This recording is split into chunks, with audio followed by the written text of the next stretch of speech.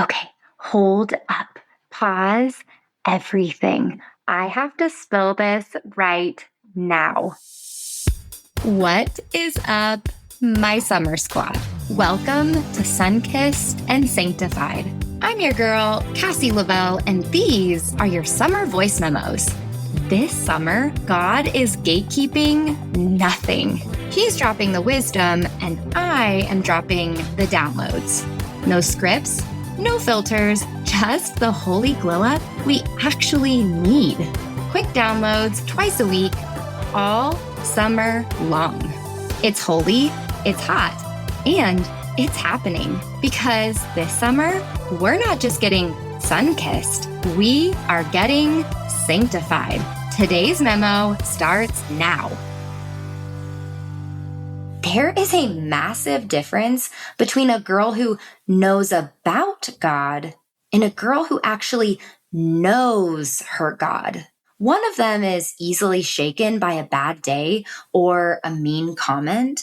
The other is an unmovable force.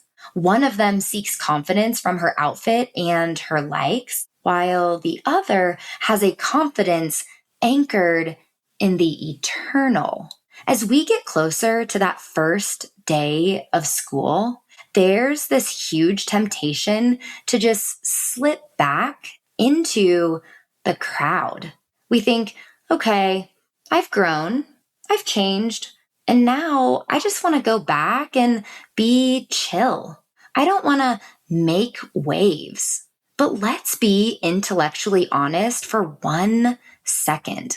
You cannot be the light of the world if you are constantly trying to dim your bulb just so you don't make the people around you uncomfortable. Welcome back. Today, we are talking about the power of spiritual confidence and kingdom leadership. We are moving out of the summer bubble and into the real world where your faith will be tested.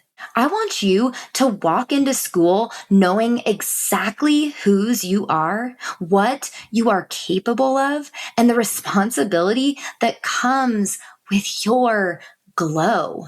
True confidence isn't about being loud or perfect. It is an internal knowing, this intellectual and spiritual certainty that you are backed by the creator of the universe. When you know your God, you don't have to perform for people. Think about the girls who really change things in your grade. It's rarely the ones who are just popular. It's usually the ones who are steady. That kind of steadiness only comes from spending time in the presence. Most people spend their lives being thermometers. They just reflect the temperature of the room that they are in. If the group chat is gossipy, they get cold. If the hallway is full of drama, they get frantic. But God is calling you to be a thermostat. A thermostat doesn't just read the temperature, it sets the temperature.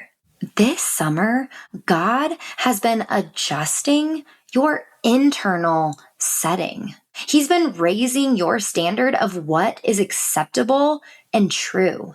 When you walk back into those classrooms or onto that school bus, the temptation will be to acclimate to the lower temperature around you. You will feel the pressure to be less intense or more like everyone else. But if you normal yourself down, you are robbing the girls in your grade of the light they actually need to see. You don't have to be loud to be a leader, but you do have to be consistent. Your power isn't in your vibe. It is in your position. I'm going to say that again. Your power is not in your vibe. It is in your positioning. You are a daughter of the King. So start acting like you have the backing of the kingdom. Today, we are standing on two powerhouse scriptures. Daniel 11:32 in the New King James Version says, "The people who know their God shall be strong and carry out great exploits." Look at the word exploits. It means bold actions. It means doing things that are bigger than you. But the doing only happens after the knowing. This whole summer has been about one thing: increasing your know, your KNOW, your knowing. A girl who knows God is dangerous to the enemy's plans. You are an exploit waiting to happen, sis.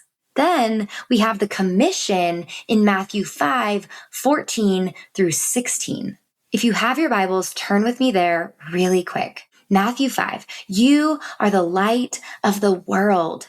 A city built on a hill cannot be hidden. Let your light shine before others, that they may see your good deeds and glorify your Father in heaven."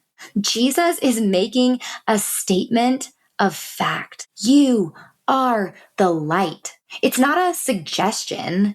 It is your identity. The only way that you don't give light is if you intentionally hide it under a bowl of people-pleasing or insecurity. Why do we hide it? Because we are afraid of being labeled the church girl or being seen as weird. But the lamp gives light to everyone in the house.